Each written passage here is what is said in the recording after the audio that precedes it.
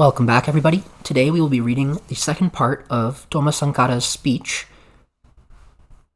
from Women's Liberation in the African Freedom Struggle. The speech is titled, "The Revolution Cannot Triumph Without the Emancipation of Women." It was originally orated March 8th, 1987 by Sankara, and we are reading from the English translation that made it into the book. So, continuing where we left off. Capitalism needed cotton, shea nuts, and sesame for its industries. Women, our mothers, in addition to all the tasks they were already carrying out, found themselves responsible for harvesting these too. In the towns where civilization is supposedly a liberating force for women, they have found themselves decorating bourgeoisie parlors, selling their bodies to survive, or serving as commercial bait for advertising. Women from the petty bourgeoisie no doubt live better on an economic level than women in the countryside. But are they really freer, more liberated, or more respected? Are they really entrusted with more responsibility? We must do more than ask questions in this regard. We must take a stand. Many problems still persist, whether in the domain of jobs, access to education, women's status in legal codes, or even just at the level of everyday life. The Burkinabe woman still remains the one who follows the man, rather than going side by side. The different neo-colonial regimes that have been in power in Burkina have had no better than a bourgeoisie approach to women's emancipation, which brought only the illusion of freedom and dignity. It was bound to remain that way as long as only a few petty bourgeoisie women from the towns were concerned with the latest fad in feminist politics, or rather primitive feminism, which demanded the right of the woman to be masculine. Thus, the creation of the Ministry of Women, headed by a woman, was touted as a victory. Did we really understand the situation faced by women? Did we realize we were talking about the living conditions of 52% of the Burkinabe population? Did we understand that these conditions were the product of entire social, political, and economic infrastructures and pervasive backwards conceptions, and that their transformation, therefore, could not rest with a single ministry, even if this were led by a woman? The answer is very clear. The women of Burkina were able to ascertain after several years of this ministry's existence that nothing had changed for them. And it could not be otherwise, given that the approach to the question of women's liberation that led to the creation of this pseudo-ministry refused to recognize, show, and take into account the real cause of women's subjugation and exploitation. So we should not be surprised that, despite the existence of this ministry, prostitution grew. Women's access to education and jobs did not improve, their civil and political rights were ignored, and the general conditions of their lives in town and countryside alike improved not one iota. Female trinket, sham female politician, female temptress, obedient female voter in elections, female robot in the kitchen, female frustrated by the passivity and restrictions imposed on her despite her open mind. Wherever the female is placed on the spectrum of pain, whether she suffers the urban or the rural way, she continues to suffer. But one single night placed women at the heart of the family's development and at the center of national solidarity. The dawn that followed the night of August 4th, 1983, brought liberty with it, calling all of us to march together side by side in equality as a single people joined by common goals. The August Revolution found the Burkinabe woman in her state of subjugation, exploited by a neo-colonial society deeply imbued with the ideology of backward social forces. She owed it to herself to break with these reactionary political views on women's emancipation so widely praised and followed until then. She owed it to herself to draw up with utmost clarity a new, just, and revolutionary political approach to her liberation. Women's emancipation and the Burkina Revolution. On October 2nd, 1983, in the political orientation speech, the National Council of the Revolution laid out clearly the main axis of the fight for women's liberation. It made a commitment to work to mobilize, organize, and unify all the active forces of the nation, particularly women. The political orientation speech had this to say specifically in regard to women. Women will be an integral part of all the battles we will have to wage against the various shackles of neocolonial society and for the construction of a new society. They will take part in all levels of the organization of the life of the nation as a whole, from conceiving projects to making decisions and implementing them. The final goal of this great undertaking is to build a free and prosperous society in which women will be equal to men in all domains. There can be no clearer way to conceptualize and explain the question of women and the liberation struggle ahead of us. Quote, The genuine emancipation of women is that which entrusts responsibilities to them and involves them in productive activity and the different struggles the people face. Women's genuine emancipation is one that exacts men's respect and consideration." Unquote. What is clearly indicated here, sister comrades, is that the struggle to liberate women is above all your struggle to deepen our democratic and popular revolution. A revolution that grants you, from this moment on, the right to speak and act in building a new society of justice and equality, in which men and women have the same rights and responsibilities. The democratic and popular revolution has created the conditions for such a liberating struggle. It now falls to you to act with the greatest sense of responsibility in breaking through all the shackles and obstacles that enslave women in backward societies like ours, and to assume your share of the responsibilities in the political fight to build a new society at the service of Africa and all humanity. In the very first hours of the democratic and popular revolution, we said that, quote, "Emancipation, like freedom, is not granted but conquered. It is for women themselves to put forward their demands and mobilize to win them," unquote. The revolution has not only laid out the objectives of the struggle for women's liberation, but has also indicated the road to be followed and the methods to be used, as well as the main actors in this battle. We have now been working together, men and women, for 4 years in order to achieve success and come closer to our final goal. We should note the battles waged and the victories won, as well as the setbacks suffered and the difficulties encountered. This will aid us in preparing and leading future struggles. So what tasks does our democratic and popular revolution have in respect to women's emancipation? What acquisitions do we have and what obstacles still remain? One of the main acquisitions of the revolution with regard to women's emancipation was, without any doubt, the establishment of the Women's Union of Burkina, UFB. This is a major acquisition because it has provided the women of our country with a framework and a solid mechanism with which to wage a successful fight. Establishing the UFB represents a big victory in that it allows for the mobilization of all politically active women around well-defined and just objectives, under the leadership of the National Council of the Revolution. The UFB is an organization of militant and serious women who are determined to change things, to fight until they win, to fall and fall again, but to get back on their feet and go forward without retreating. This is the new consciousness that has taken root among the women of Burkina, and we should all be proud of it. Comrades, the Women's Union of Burkina is your combat weapon. It belongs to you. Sharpen it again and again so that its blade will cut more deeply, bringing you ever greater victories. The different initiatives directed at women's emancipation that the government has taken over a period of a little more than 3 years are certainly inadequate, but they have put us on the right road to the point where our country can present itself as being in the vanguard of the battle to liberate women. Women of Burkina participate more and more in decision-making and in the real exercise of popular power. They are present everywhere the country is being built. You can find them at every work site, in the Soro Valley Irrigation Project, in our reforestation programs, in vaccination brigades, in Operation Clean Town, in the battle for the railroad, and so on. Step by step, the women of Burkina have gained a foothold everywhere, asserting themselves and demolishing all the male chauvinist backward conceptions of men. And this process will go on until women are present in Burkina's entire social and professional fabric. For 3.5 years, our revolution has worked to systematically eliminate all practices that demean women, such as prostitution and related activity like vagrancy and female juvenile delinquency, forced marriages, female circumcision, and their particularly difficult living conditions.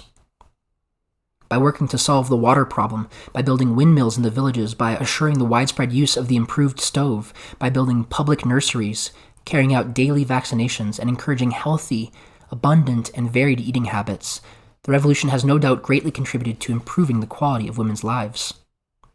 Women, for their part, must commit themselves to greater involvement in the fight against imperialism. They should be firm in producing and consuming Burkinabe goods, and, as producers and consumers of locally produced goods, always strive to be a major factor in our economy. Though the August Revolution has already done much for the emancipation of women, this is still far from adequate.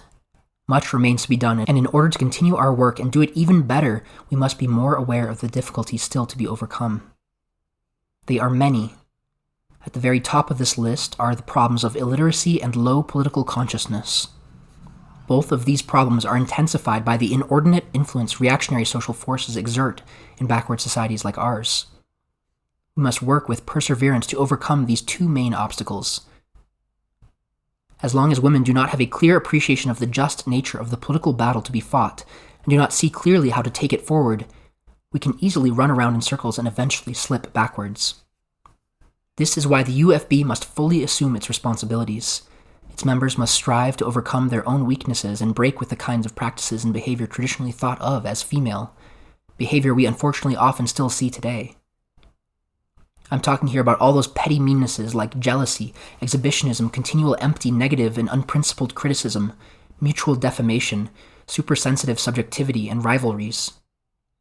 Revolutionary women must overcome this kind of behavior, which is particularly acute on the part of petty bourgeoisie women.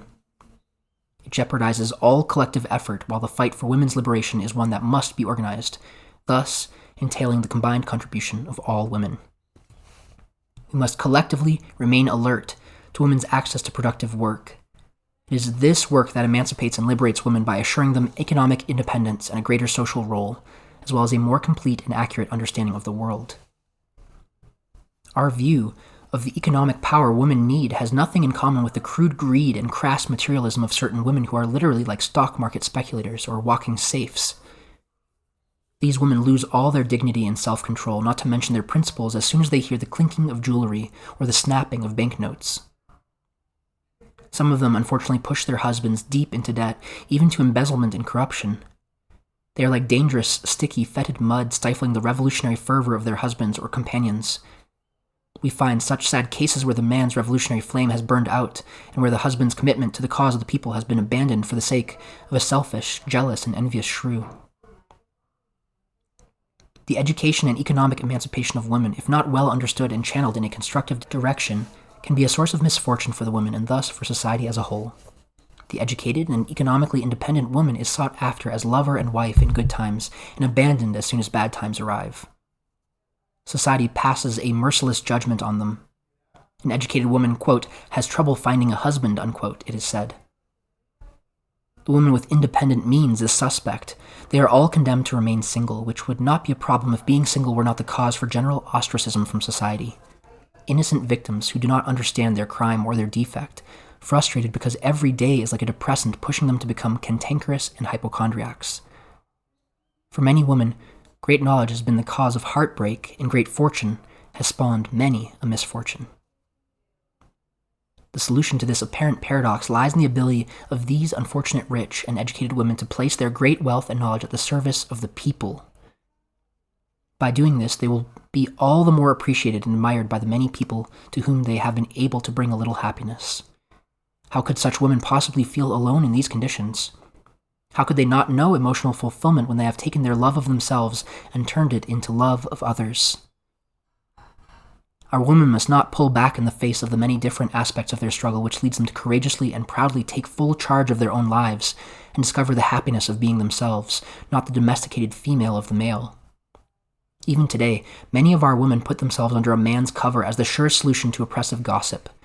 They marry without love or joy just to serve some boor, some dreary male who is far removed from real life and cut off from the struggles of the people.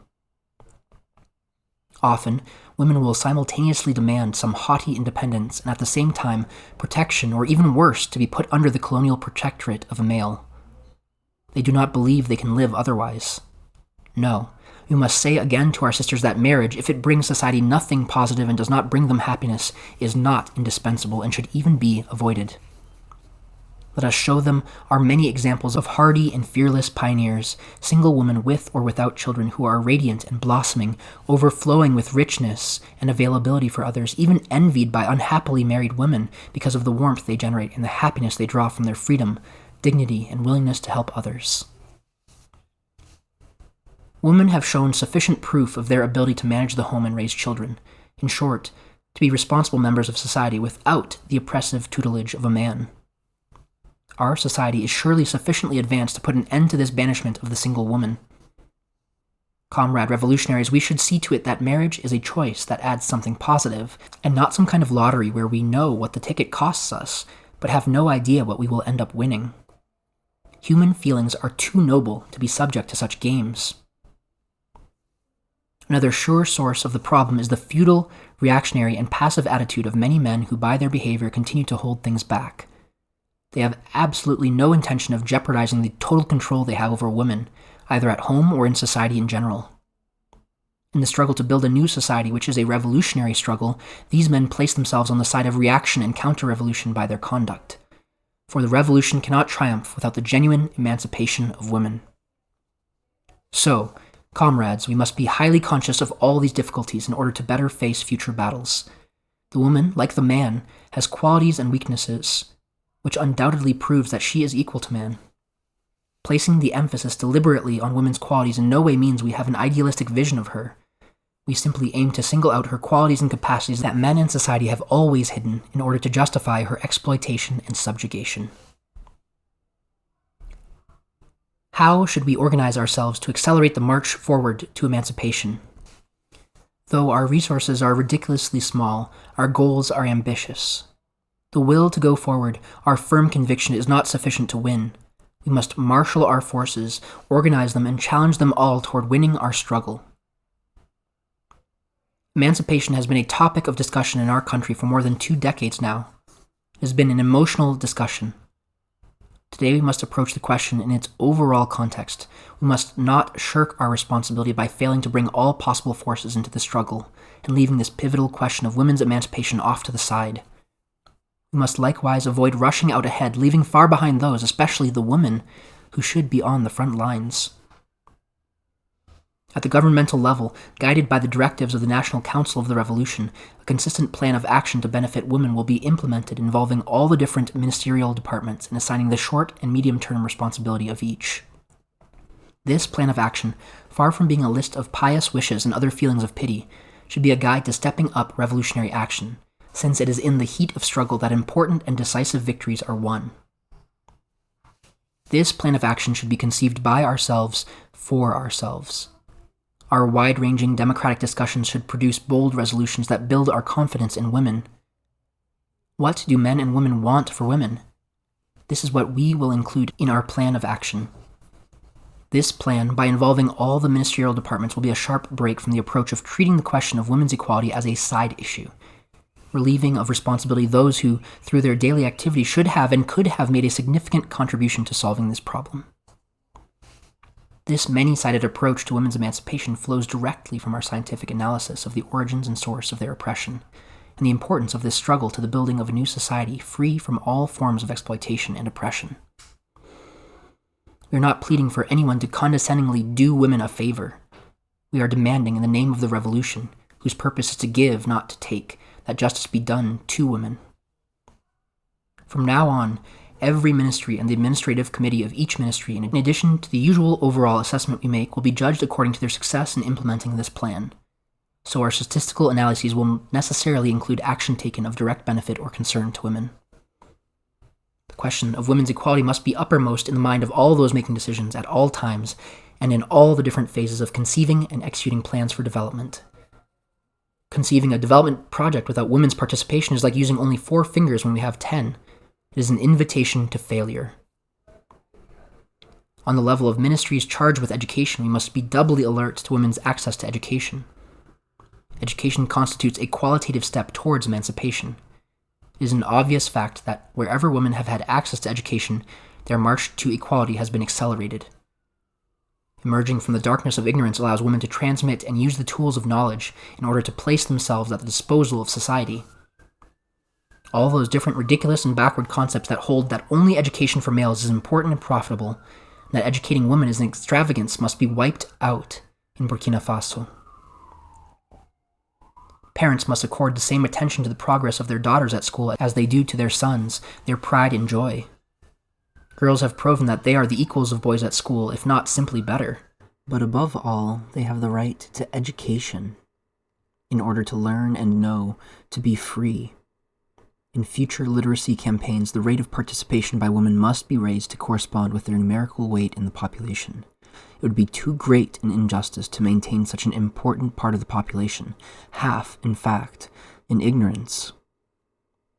On the level of the Ministries of Labor and Justice, texts should constantly be kept in line with the transformation our society has been going through since August 4th, 1983, so that equality between men and women can be a tangible reality. The new labor code, now being debated and prepared, should express how profoundly our people aspire to social justice. It should mark an important stage in the work of destroying the neo-colonial state apparatus, a class apparatus fashioned by reactionary regimes in order to perpetuate the system that oppressed the masses, especially women. How could we continue to accept that a woman doing the same work as a man should earn less?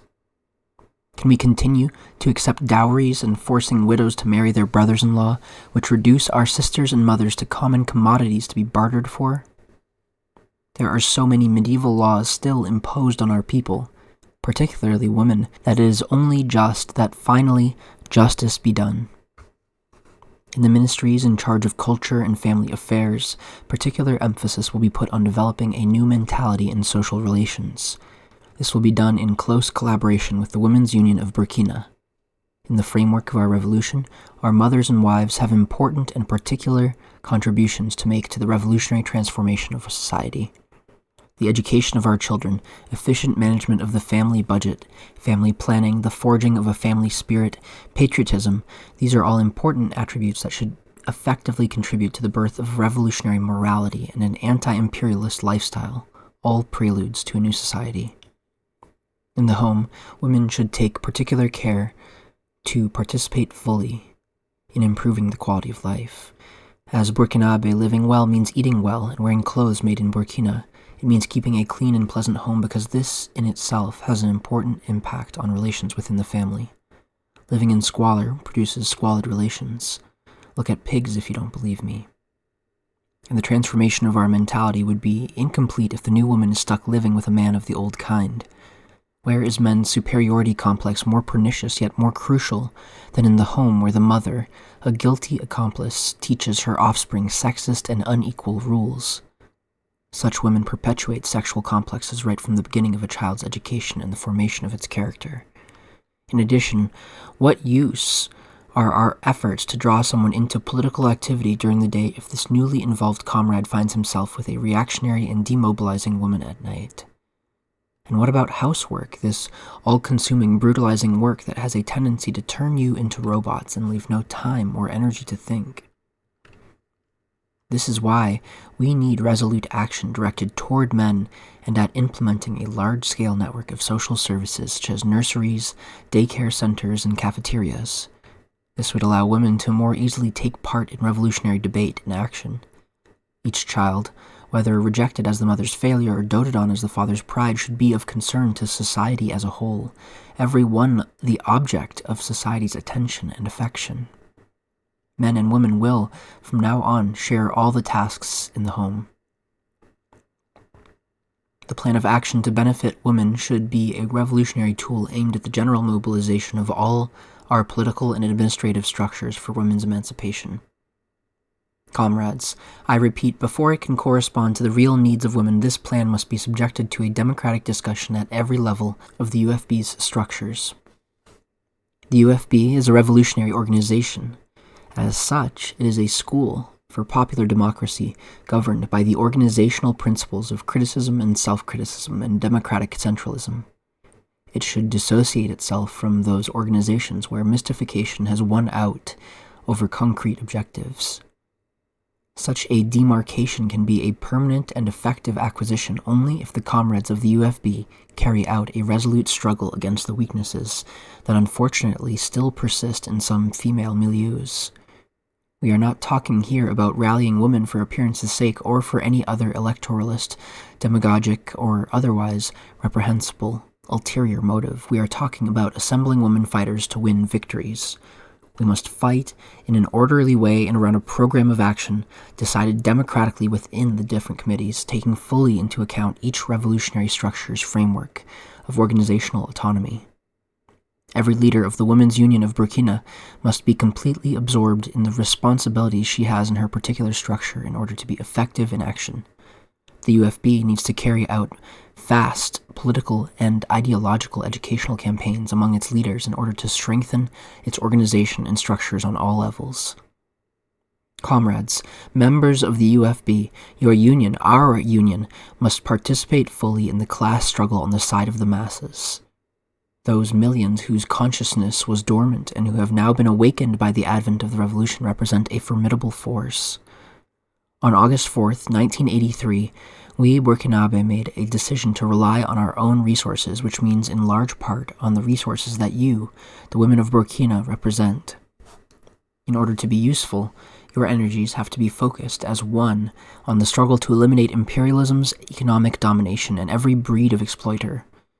As a tool for mobilization, the UFB will have to work to forge a highly developed political awareness on the part of its members, so that they can throw themselves totally into accomplishing the different actions the government undertakes to improve the situation of women. Comrades, only the revolutionary transformation of our society can create the conditions for your liberation. You are dominated by both imperialism and by men. In every male languishes the soul of a feudal lord, a male chauvinist which must be destroyed. This is why you must eagerly embrace the most advanced revolutionary slogans to make your liberation real, and to advance toward it more rapidly. This is why the National Council of the Revolution notes with great joy how intensely you are participating in the big national development projects and encourages you to give greater and greater support to the August Revolution, which is above all your revolution. By participating massively in these projects, you are showing yourselves to be even more worthy, given that in its division of tasks, society has always sought to relegate you to the least important tasks. We can see now that your apparent physical weakness is nothing more than the result of norms of appearance and fashion that society has imposed on you because you are female. As we go forward, our revolution must break from all those feudal conceptions that lead us to ostracize the unmarried woman without realizing that this is merely another form of appropriation which decrees each woman the property of a man.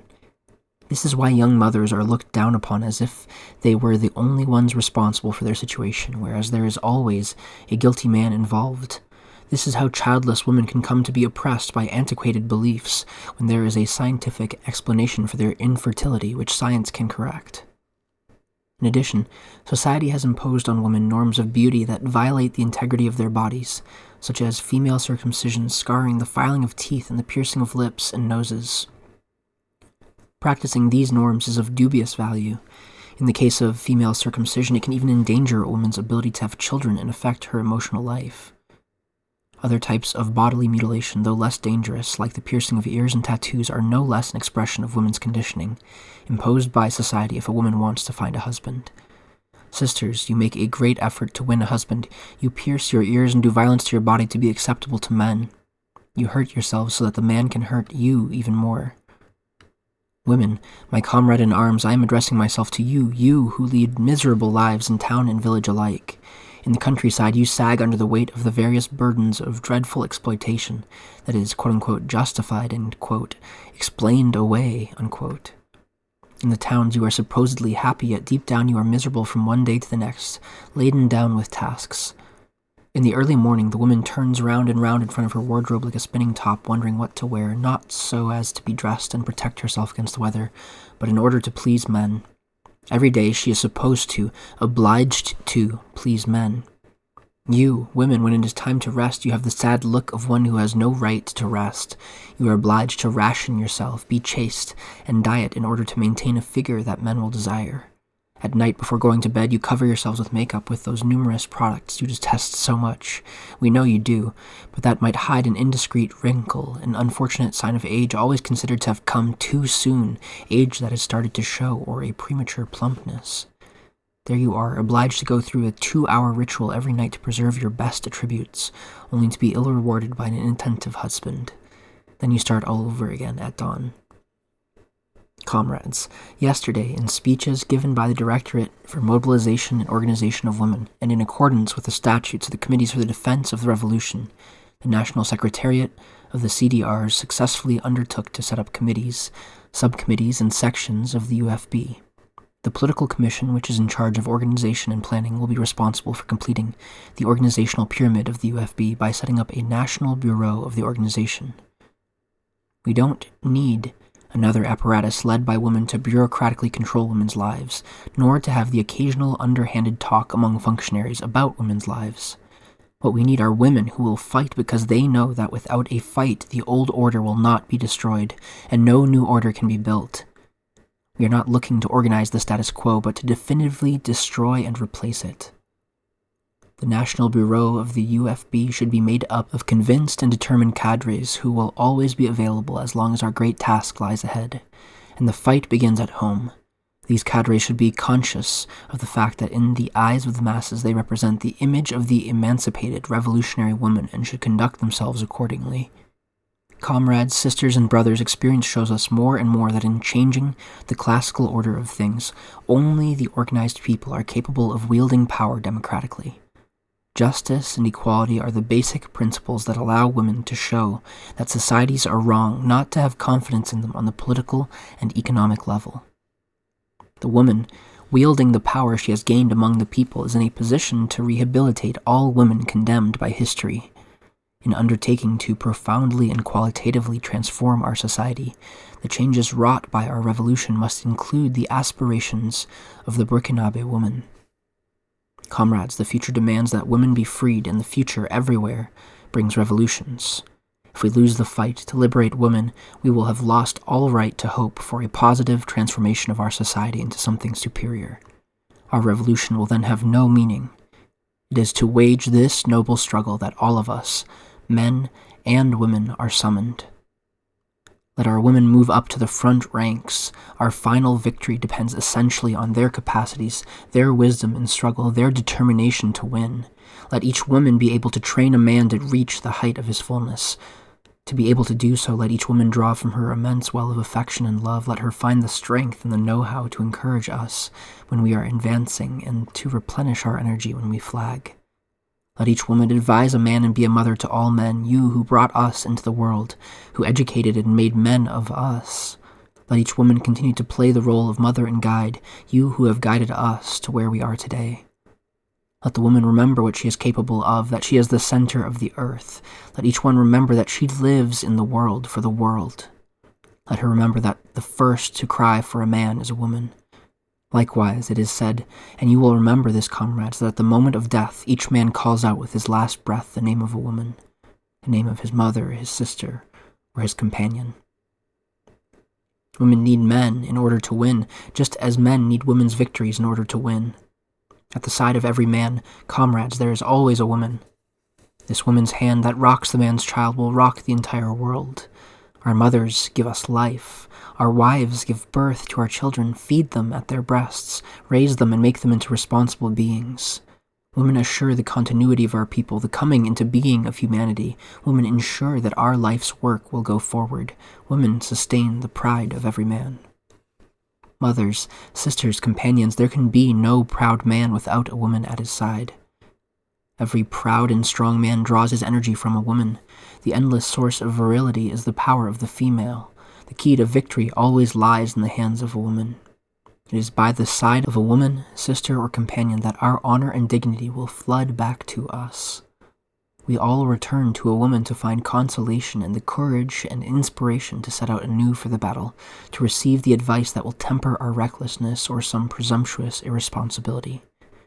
It is always at the side of a woman that we become men again, and every man is a child for every woman. He who does not love woman, who does not respect woman, who does not honor woman, despised his own mother. Thus, he who despises woman destroys the very place from which he is born. He kills himself because he believes he has no right to exist, having come from the generous womb of a woman. Comrades, woe to he who despises woman, woe to all men here and elsewhere, to all men of all social ranks, wherever they may come from, who despise women, who do not understand or who forget what the woman represents.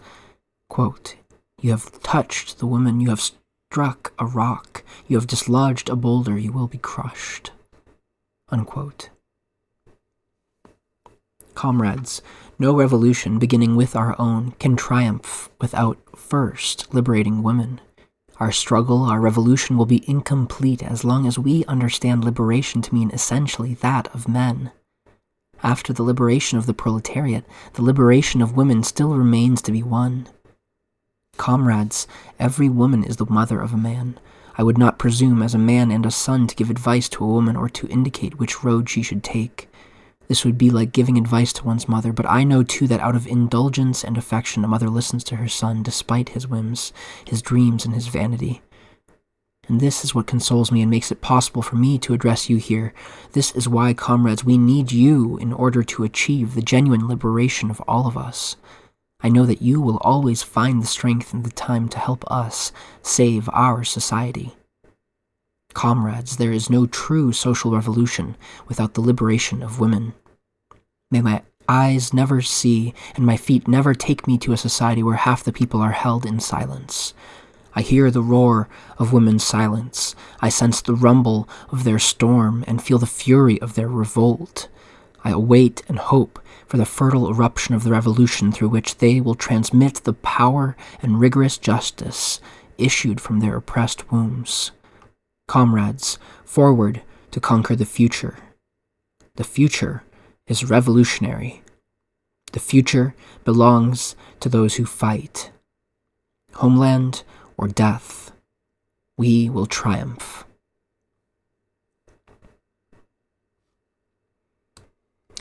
Thank you, everybody, for reading along with me. This has been The Revolution Cannot Triumph Without the Emancipation of Women, a speech given by Thomas Sankara on March 8th, 1987, in French and translated into English. I'm reading from the publication Women's Liberation and the African Freedom Struggle by Thomas Sankara. A little bit dated and a little bit essentialist, but fairly revolutionary for the time, and unfortunately fairly revolutionary for this moment too, apparently.